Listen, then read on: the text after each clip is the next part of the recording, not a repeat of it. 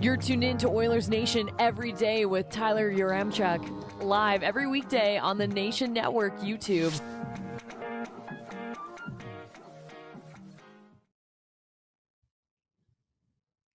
What's black and white and red all over? What? The Pittsburgh Penguins after that beat down last night. Let's get into it with the lead.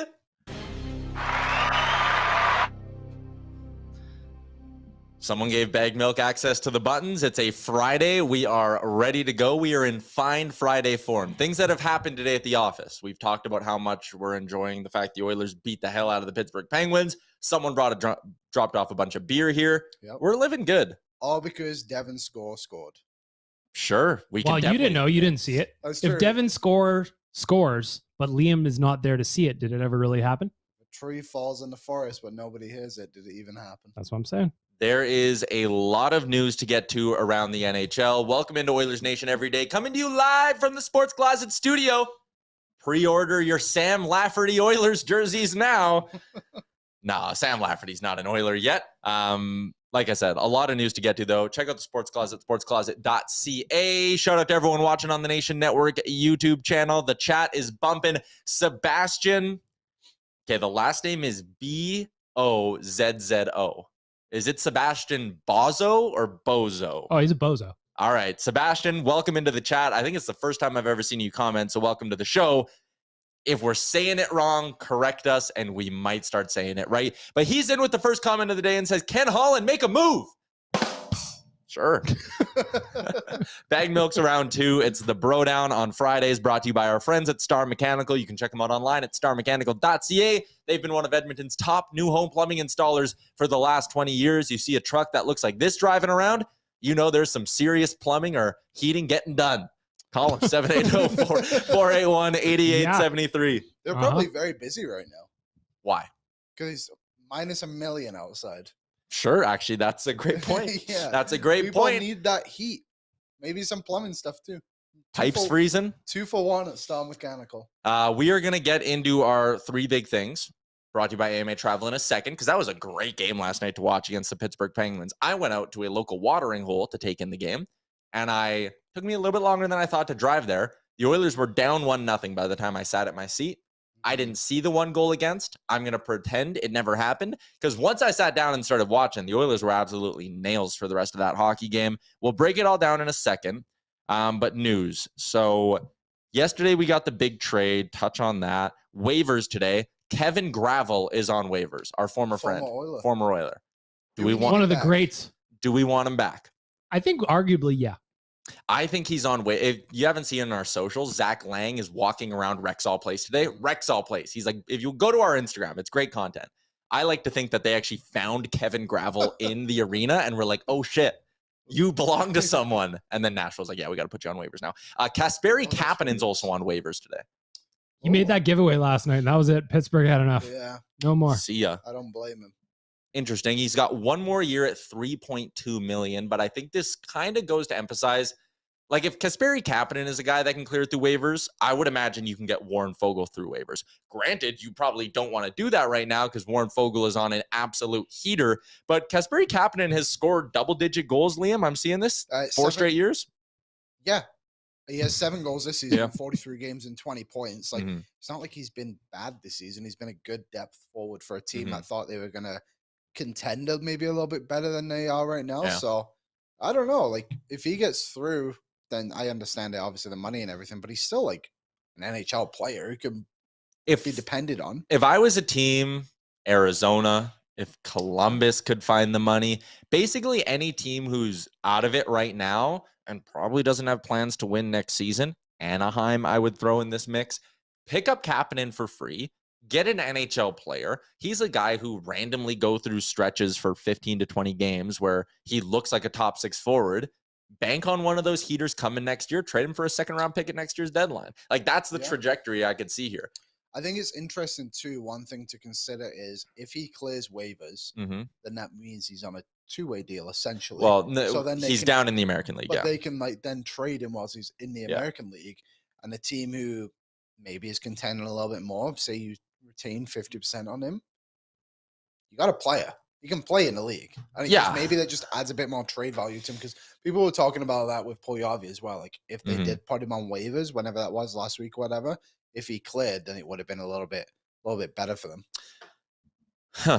I think with Puljujarvi, like capping and clearing, I compared it to Foegele because of the extra year. Puljujarvi's done at the end of this year, and he's an RFA. So I feel like teams might be more inclined to take a stab at Puljujarvi if you were to be put on waivers. The other news is that Spencer Knight of the Florida Panthers, their goalie, has entered the NHL Player Assistance Program as well. So sending your best to Spencer Knight, and obviously for a Florida team in the mix right now of the playoffs. That's a noteworthy piece of news. They may be in the market for a goalie here over the next couple of weeks. You are all very, very active in the chat. If you're watching, hammer that like button. Guitar Maniac says Brad Holland was at the Preds Sharks game yesterday in San Jose with the eyes emoji. If you think that has anything to do with Erik Karlsson, you're wrong. They know. They've seen plenty of Erik Karlsson. They're not going to do a pre-scout on February 24th to be like, we should take a look, see if this Karlsson guy is worth acquiring. Hey, well, maybe just another look. Yeah, it's Brad like Holland watching Shawshank Redemption over and over again. It's great no matter how many times you've watched it. That is true. I think the more significant side of that would be Nashville. 100%. But I do think it adds more value to it when Brad Holland is there, and it's not just like, oh, the Oilers have 20 scouts at this game tonight, because believe it or not, scouts go to hockey games every day of the week. I don't believe it. Well, you're a scout. I'm there. Maybe you'll see me one day at Nashville, San Jose. Maybe. For the crew. For the Crusaders, scouting for your AJHL team. Yep. One team to certainly keep an eye on today as well is the New York Rangers. They've held a couple of players, Vitaly Kravtsov and Jake Leschyshyn, out of the lineup for trade-related reasons. I think there's a real chance Patrick Kane is a New York Ranger by dinner time, Sunday at the latest. How good are the Rangers going to be? We talked about this yesterday on the show when you weren't here, but like, it's stupid how good their top 9 is. They're ridiculous. Yeah. To go out and get Tarasenko and potentially Patrick Kane over and above that is just like, what are we doing here? The chat is running wild with the idea that the Oilers are scouting Roman Josi. Yep. Roman Josi and UC Saros for Darnell Nurse and Jack Campbell. Who says no? Nobody, probably. Fair deal. Absolutely no one. All right, let's talk about the game last night. We get more time for trade talk. There was a big deal yesterday. Orlov's going to Boston. We'll dissect all of that. But first, our 3 big things for AMA travel. Baggedmilk and I are going to Toronto in less than a month. And there are 2 spots left if you want to join us. It includes your flights to and from Toronto, your rides to and from the airport in Toronto, tickets in a gondola suite, Edmonton, Toronto, Saturday night, hockey night in Canada, Scotiabank Arena. Going to be a good time. Pinball Clemens will be there. Pinball Clemens. He honestly might. Yeah. You've been throwing out Drake and Bieber in the weekend. Pinball Clemens, it's a non-zero chance that we meet Pinball Clemens. So you want to risk missing out on the chance to meet Pinball Clemens with Baggedmilk and I? Maybe I'll have to come now. And consider meeting Pinball. Pinball Clemens is going to be there. Yeah, you better come. That's worth the money. What are the dates on it again? March 10th to 12th. Games on the 11th. Sweet. Meet and greet with Pinball is either the 10th or the 12th. Somewhere in there. If you buy one of the last spots, you have to share a room with Pinball Clemens. Yeah. The other person shares one with Doug Flutie. Oh, man. 3 big things from last night's hockey game. Aaron Yasher, put it up. He's got a picture of Pinball Clemens. Your next roommate, Pinball Clemens. Aaron, flash up the other photo you had, because you know who gets the first big thing from last night's hockey game? It is our pal, Devin Shore. Wow. 13 minutes on the ice. He finds the back of the net, and as Liam pointed out, he looked like he didn't know what the hell to do when that puck went in. Devin Shore and Jesse Puljujarvi are this year's Derek Roy and Nail Yakupov. You can't convince me otherwise. One trio on the Oilers. One trio played north of 10 minutes together at 5-on-5. It was the trio of Derek Ryan, Devin Shore, and Jesse Puljujarvi playing 11 minutes and 6 seconds. No trio on the Oilers played more than 4 minutes together. Those guys were up at 11. They outshot the Penguins 5-1 in that span. This is a heater that is probably not going to last. What? But in the moment, as you go throughout the course of a season, you need these little runs where you get boosts from bottom six players. They're getting one from the duo of Shore and Puljujarvi over the last couple of games. Devin Shore has played his best 6 periods as an Edmonton Oiler over the last 2 games. I was going to say that's the best 2 games that Devin Shore has played since being recalled in quite some time. You got a really nice assist the other day, whatever that day was. Then last night, the first goal in 41 games. Like, come on. A little love for Devin Shore. I just can't believe they left him open in that spot. Everybody knows that's where he scores from. Mm-hmm. Every goal he has this season is from That's his office. That is the score office. I can't believe you missed it. I can't either. So I guess the story behind it was I was doing an interview for my own podcast. Which is what? Extra Time with Liam Horban. New episode out now. Yeah, footy fans, give it a look. Yeah. Listen. Yeah. So I was doing it with a guy called Tom Sweezy from the MLS Aces, and we were talking about the MLS season coming up. And all of a sudden, my phone is blowing up. It was like buzz, buzz, buzz. The whole thing was like, what is going on? And eventually I opened it, and there you have it, folks. Devin's score on the back of the net. I didn't even see his assist against Colorado. I didn't see this goal live. All I've seen him do is take some minor penalties, which have helped the Oilers get goals. So he is, all jokes aside, on fire right now. Nothing can stop the score. He's looking great. I said this isn't a heater that's going to last, and people are taking that, again, the wrong way. Sergeant Battle says, Tyler isn't hating on Shore. Someone said Tyler doubting Devin's score. Foolish, I tell you. Cato, I'm not doubting the guy. He's played great. Well, actually, no, I am doubting his ability to consistently do this. But the point is, he's given them a nice little spark here, and they're going to add a couple of depth pieces ahead of the deadline.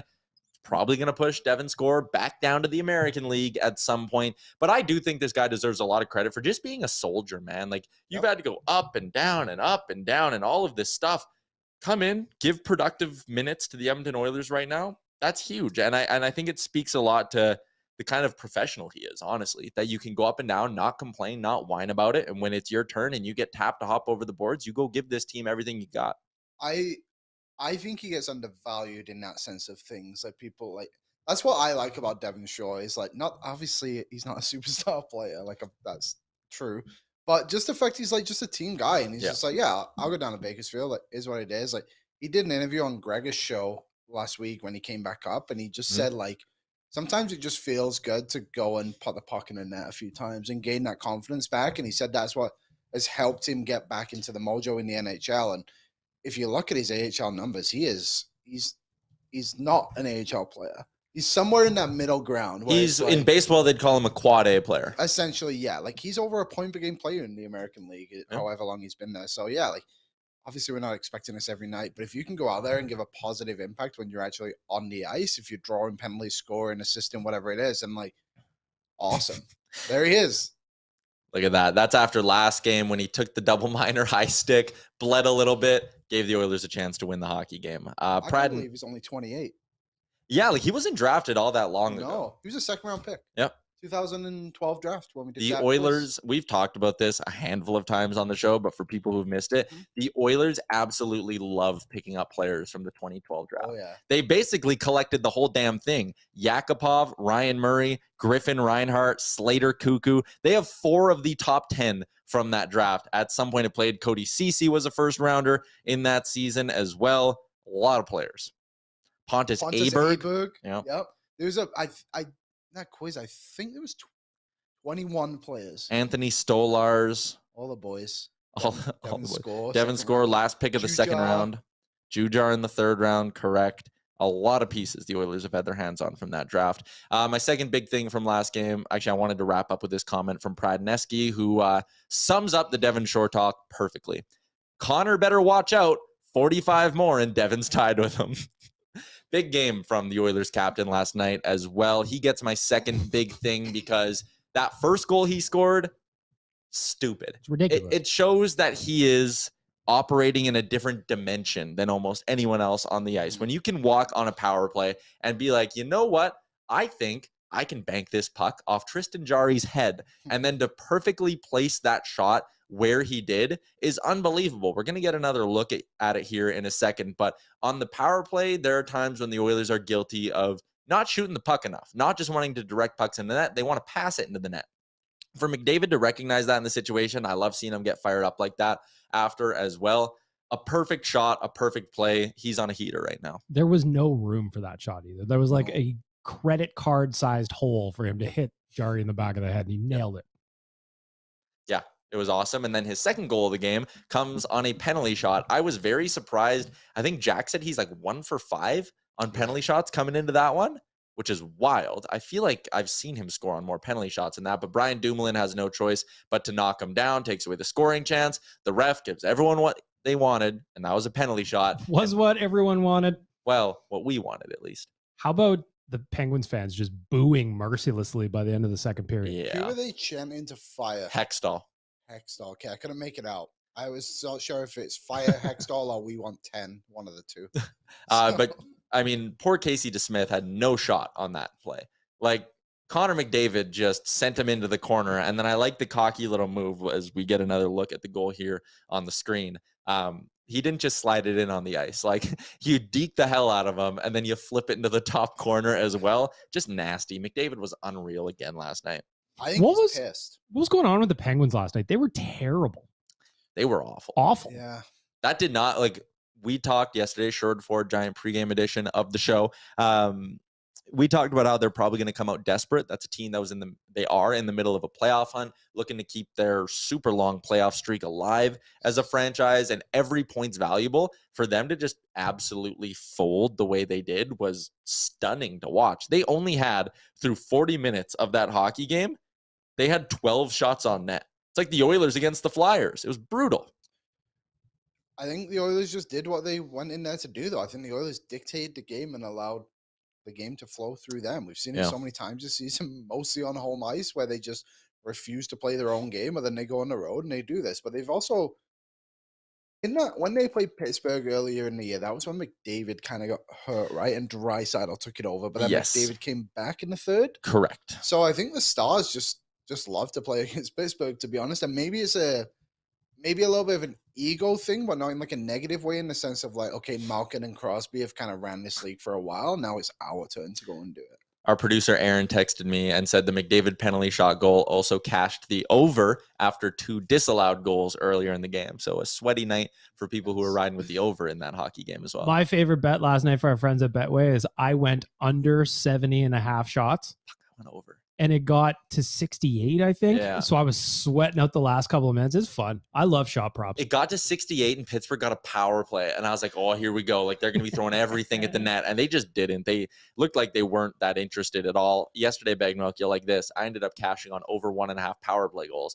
And it hit in the first period because the Oilers scored twice. You love to see it. My third big thing last night for our friends at AMA Travel is just the lockdown defense the Oilers played. I thought that was one of their most dominant performances in front of Stuart Skinner this season. We've talked a lot about how they seem to play way better in front of Jack Campbell and prevent chances way better in front of Jack Campbell. And there's been a lot of games this year that Stuart Skinner has not had that luxury. I thought Skinner was very good when called upon, but the point is the Oilers made life easy on big number 74 in last night's hockey game. Back-to-back games with save percentages north of .915 for Skinner, but I'm sure he would like a lot more performances like the one against Pittsburgh, where, again, 12 shots through 2 periods. At 5-on-5, 10 shots through 2 periods found their way towards Stuart Skinner. He shook off the early goal.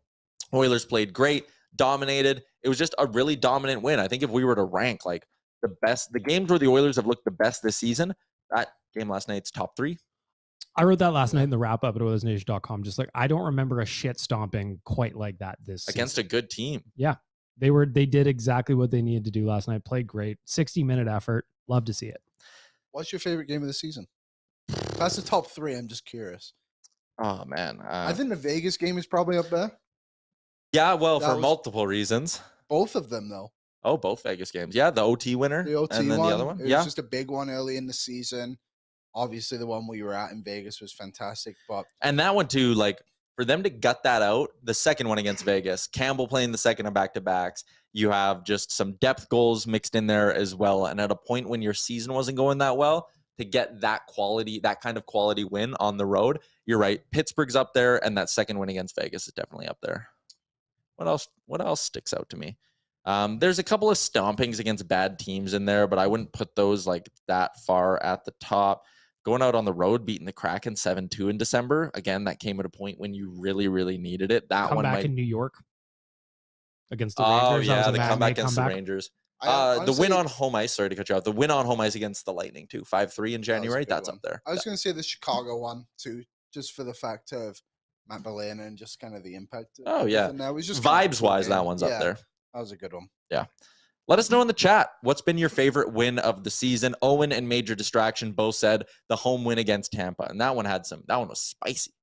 The Patrick Maroon incident, a couple of tilts mixed in there as well. Mm-hmm. Yeah, that one definitely is up there. People saying you need to get a Devin Shore jersey. Do you know what? I thought about it last night. I thought about it. We'll see. Maybe if he re-signs, I'll get one. Doesn't he have another year? No, this is the end of his contract. Because oh, yeah, it is. Yeah. So we'll see. I think he actually might be back. The crease and hit the post. It's just bad luck. Yeah. That is bad luck. At least he's there, though.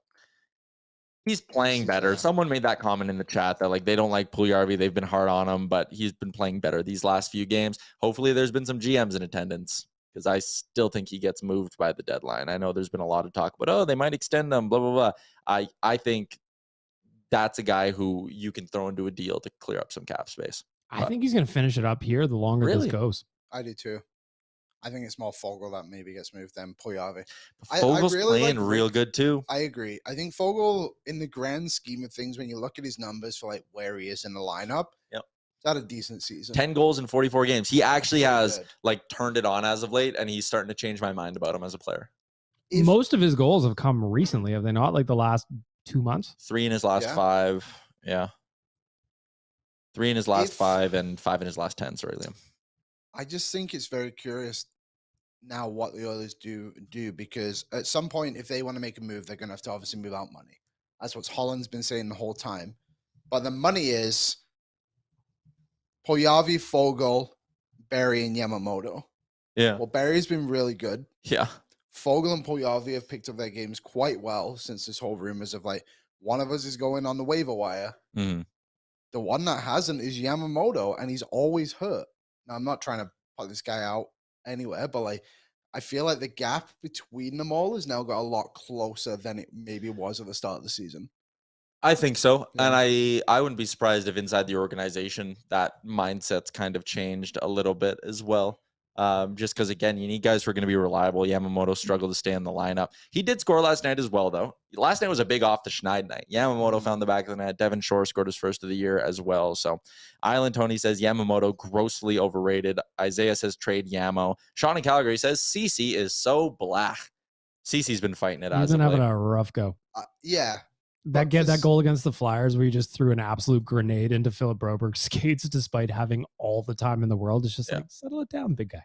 Yeah. There were some interesting comments here. We're going to get into the trade talk now. Big win last night. That's great. Playing Columbus tomorrow. Sounds like it's going to be a Jack Campbell start tomorrow afternoon or tomorrow morning for the Oilers in Columbus. That from Jack Michaels, the play-by-play voice of the Oilers for the last 1,001 games. That surprised me. It just went by in a snap, Jack Michaels' 1,000 games.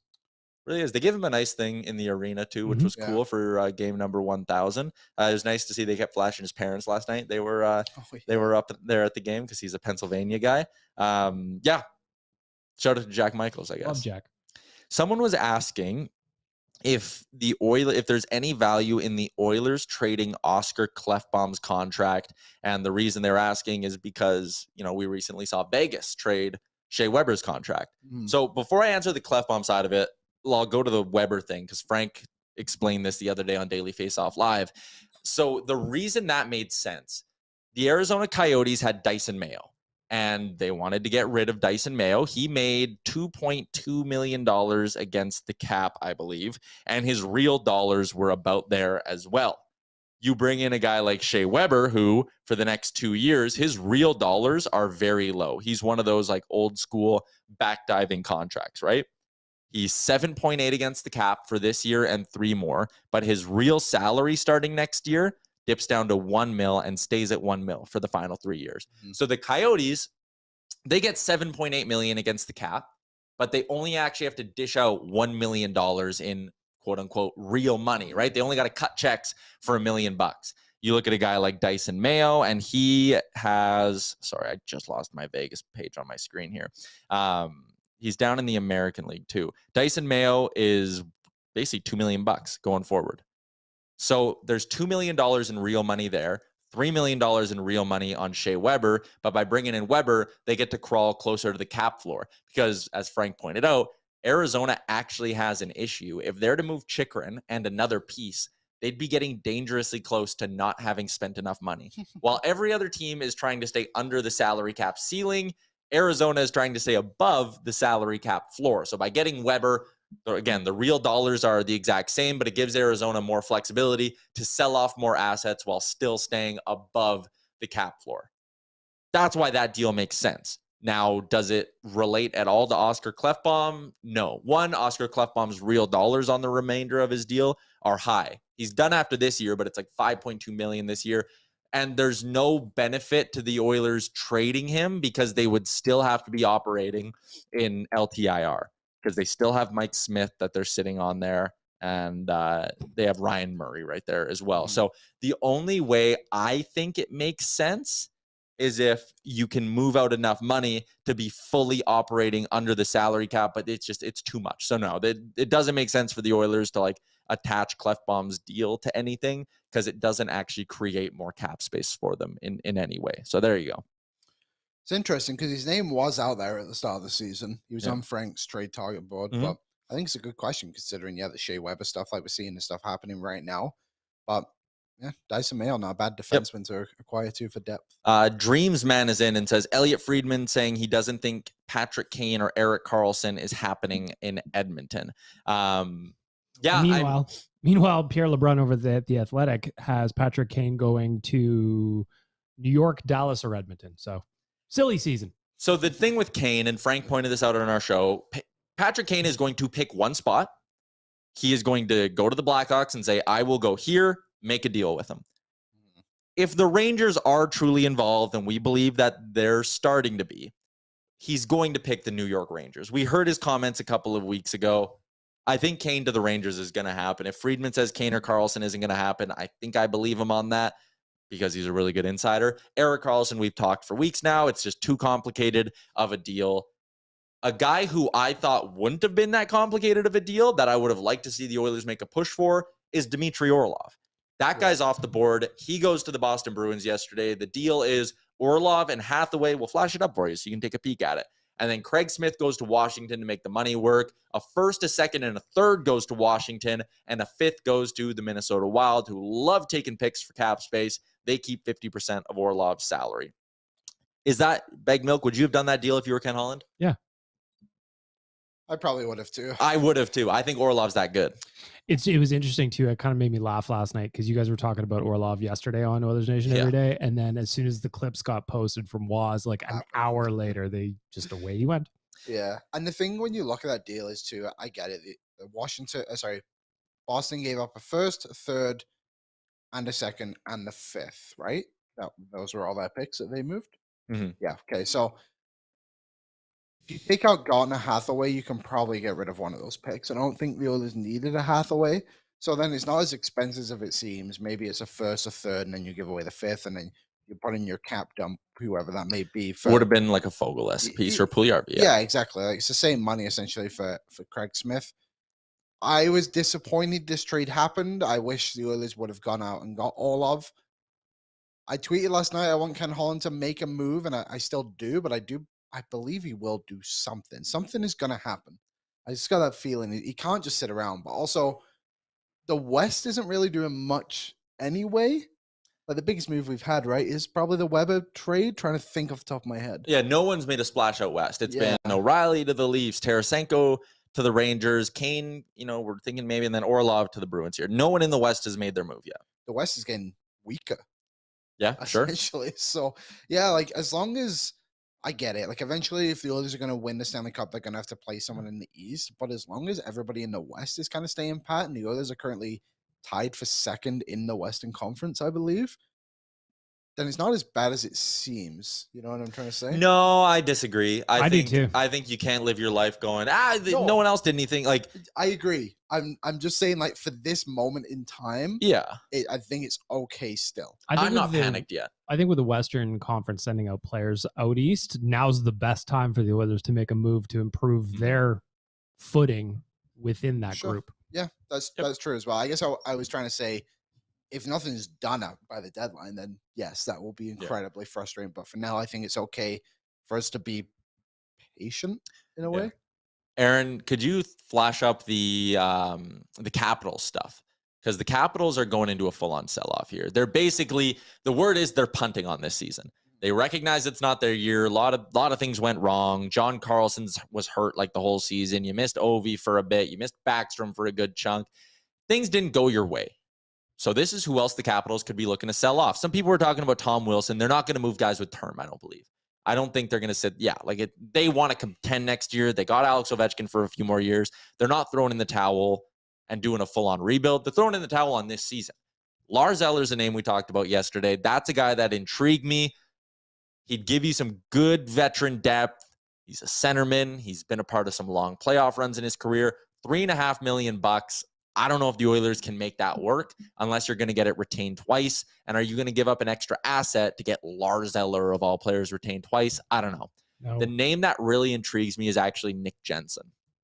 Yeah. He's been a part of some playoff runs too. He's $2.5 million. So if they keep half of Nick Jensen, suddenly you can make that money work. I would like to see that guy. He moves the puck well. I believe he can flip-flop and play the left and right sides. I think if you want to improve your defense's ability to make a first pass while not getting a guy who's an absolute liability, Nick Jensen's a good target. Frank thinks he could be Kulak-esque in terms of his asking price. So it's a second-round pick and a minor-level prospect going in. I think that's a really good fit for the Oilers. Nick Jensen is a guy I'd have on my list. Fun fact about Nick Jensen, former Detroit Red Wing. That is also correct. Zach's got look at this. Do they know you took that? Oh, yeah. I told him I took Okay. Zach Lang was, boy, this show's taking a hard turn. Zach Lang was at Rexall Place today, the old Northlands Coliseum, and he stole a drink menu. Or not stole, took with permission. Yeah. All right. Borrowed. Premium beer can, $8.75, Tyler. Weren't those the days, hey? Oh, amen. You're not getting premium. Where are we going to put this? I don't know, but we need to find out for it somewhere. We could probably, above the TV we could. We need to get like a vintage Rexall sign or a Skyreach sign too. If anyone's got a lead on that, yeah, we could hang it up somewhere in here. That's a good pull. Great stuff. And you took a bunch of old programs? Yeah, there's just like a bunch of old programs sitting around. Can I see one? Or see the whole stack? Pass me one. Yeah. That's good. I'll let you hold on to that. NHL Scouts thing? Oh, look at this. Ryan Jones. Yes. On the cover of this one. Oh, look at that. Game 1000. Jack Michaels. Wow, look at a young Jack on the cover of that one. Such a baby. Jack Michaels. You don't know Jack. Hey, anyone want to get to know Curtis Foster a little bit better? He'll probably be around for a while. Wow. Man, there's some skeletons on these books that you guys are looking at. So cold. Jason Strudwick dropped the puck with the Oilers blue liner. Steve McIntyre. Man, cool stuff. Ooh, big game. Saturday, February 19th, 2011. Oilers Thrashers. If you haven't checked out the photos that Zach's been putting up, go check out his Twitter account, SJ Lang on Twitter, or just the Oilers Nation Instagram account. There's a ton of that stuff up there. There's some really, really cool photos and videos going up on our socials. Oh, really? Oh, cool. Little pocket schedule, yeah. All right. Well, this was neat. Advanced scouting, Oilers versus Ducks. Who to watch? Corey Perry. As you also, Jonas Hiller. These kind of stink, though. Oh, yeah. They carry a slight smell of asbestos. Also, someone to watch on the Tampa Bay Lightning who are coming up in a couple of weeks here in 2010. Brett Clark. Yeah, you got to have that guy on your scouting Keep your report. eyes on him. Yeah, leads the Lightning defenseman in points and has netted a game-winning goal and 4 power play goals this season. Good for him. 11 points in 25 games. Wow. That is not the Lightning team we know now. All right. Well, that is special. Well, anyways, I'll have an article up on the site. Zach will have an article up on the site detailing all of this. That was really cool. That was all cool. right. Back to the trade talk. Also, just one last thing. Okay. Rexall Place, still nicer in the Saddle Dome. Yep. They probably wish they played there. Probably. Oh, we got some pictures here. There you go. Look at that. Aaron's on the ball. Yeah. Yeah, Aaron, you're killing it today, buddy. Ryan Osmond, Oilers Nation selling premium beers full time. I'm here for it. Yeah, why not? Yeah. There's a couple cold ones waiting out there for us. Elite offensive threat, Brett Clark. Back to the trade talk. I know there was some stuff floating around online like, oh, could the Oilers get back in the mix on Jakob Chychrun? Don't hold your breath on that. Is I think where this is going. I'm wildly intrigued by this Chychrun situation because you haven't moved him. Boston's now out of the mix. There was that rumor that Columbus had traded or had a deal in place, Gavrikov to Boston, and then Columbus was going to use the assets to go out and get Chychrun. And that was going to be the big swap. That's now dead. Whatever the Coyotes had a couple of weeks ago is dead. And Frank Saravalli's reporting that they are calling around the league again, redoing this whole song and dance about Jakob Chychrun.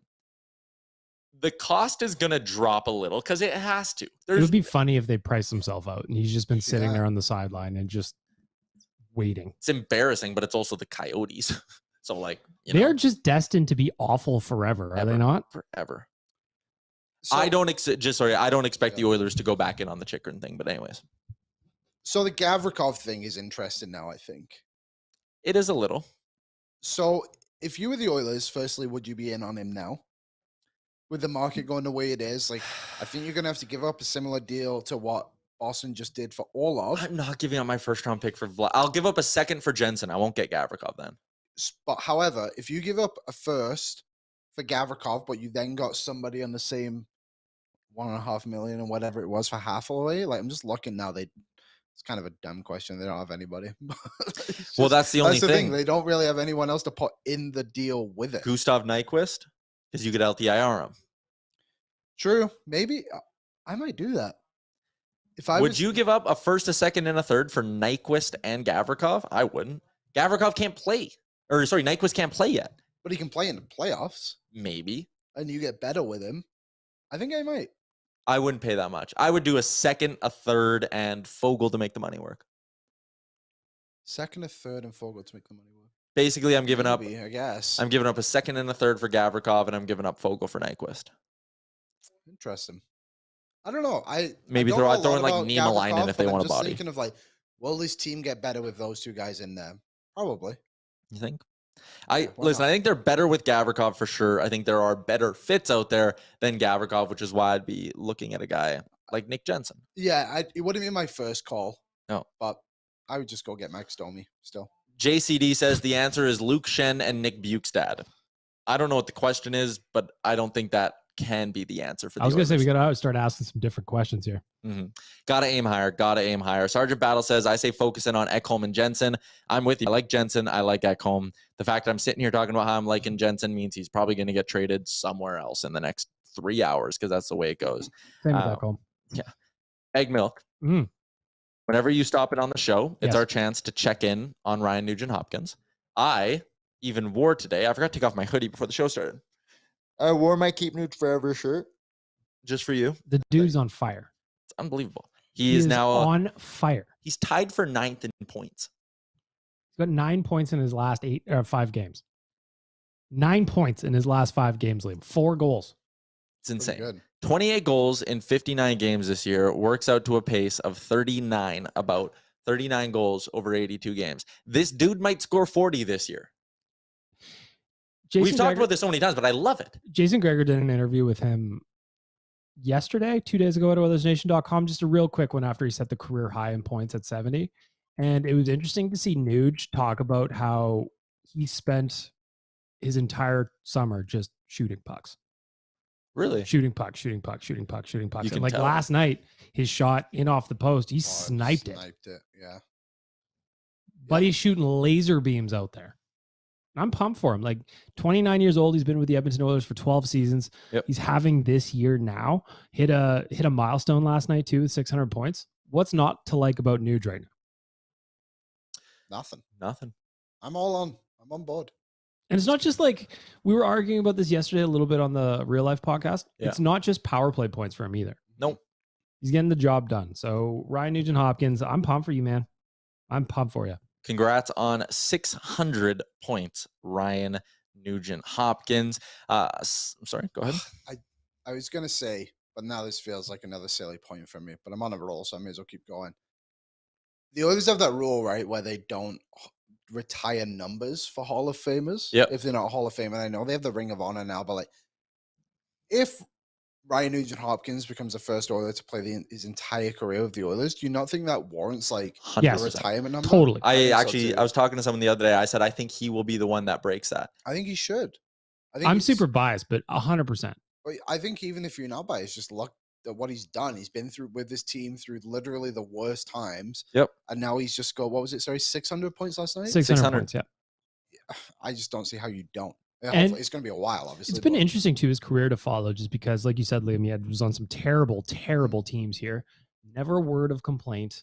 Connor and Leon are the stars. Doesn't say a word about it. Just slots in behind them on the depth chart and quietly goes about his business and puts up 72 points in 59 games. Here's what I'll maybe add on to that as well. Actually, they got to win. If he gets a ring here, because if he gets a ring, I think you can lock in 93, 29, 97. The last two are locked in already, no matter what. But 93 goes up there if he gets a ring here. 100%. 100%. Chat's loving him as well. Nuge is a legend. Lance says, raise the Nuge banner, take down the Garth Brooks banner. Seems like a good deal to me. 1 for 1. 100%. Who says no? Listen, Nuge has been a part of more sellouts at Rogers Place than Garth Brooks ever was. That's a good point.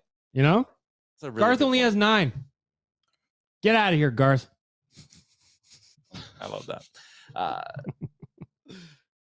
93 will never have as much love as 94. That's an interesting point, but that's why I said if Nuge wins here.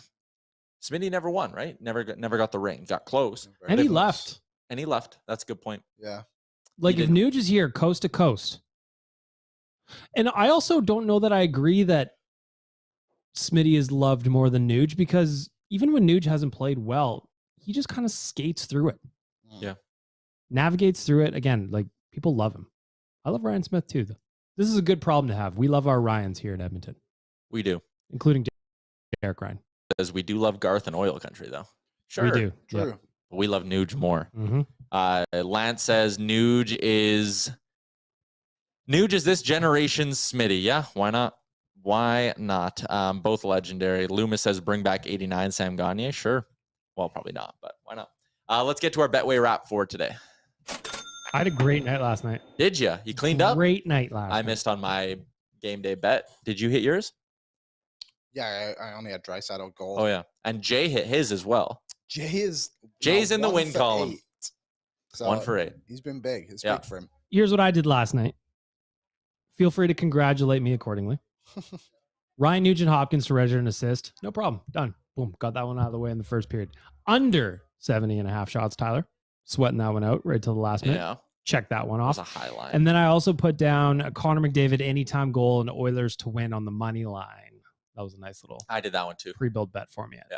Friends, thanks to our friends at Betway. I did win a little, but not as much as I would have hoped coming off a 7-2 win. I needed a Zach Hyman goal, and it would have been a great night for me. But anyways, the Oilers tonight. We'll be back tomorrow, 10 a.m. Mountain Time, for a Sherwood Ford Giant Game Day edition of the show. We'll go from 10 right up until puck drop at 10:30. Tonight in the NHL, though, you got a couple of things you like. And I'm with you on one of them, too, actually. No, but not both. Not both. Just one. Okay, well, I'm going to take the Canes on the puck line against Ottawa because Ottawa doesn't have goalies.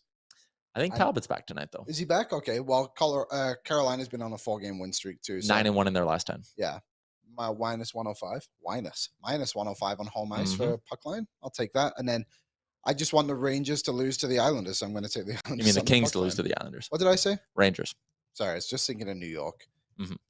LA. It's actually a really good spot. The Kings played last night and are 3-5 straight up on the second half of back-to-back so far this season. And the Islanders have 2 wins this week coming over the Jets and the Penguins.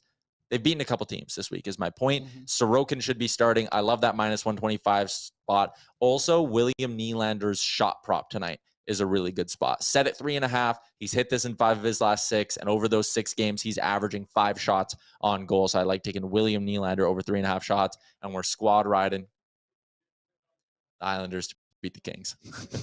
I saw that. You just got left hanging there. I didn't see what happened. Baggedmilk, thanks for hopping on the show today, man. Bless you. We'll have a new episode of Oilers Nation Radio coming out in a couple of hours as well. So I met somebody the other day when I went to the movie theater, and they asked me how the movie was in the chat today. But I can't remember what the name was in the chat. Oh, yeah.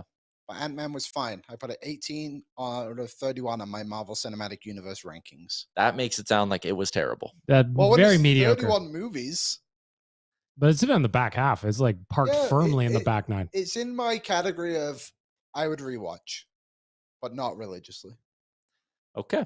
Baggedmilk, the Bro-Down, brought to you by our friends at Star Mechanical. Check them out, starmechanical.ca. Shout out to the Sports Closet, 3 locations in Edmonton, St. Albert Mall, Sherwood Park Mall, and Kingsway Mall. AMA Travel, head to nationgear.ca if you want to get in on our latest Nation vacation. We are going to the 6th.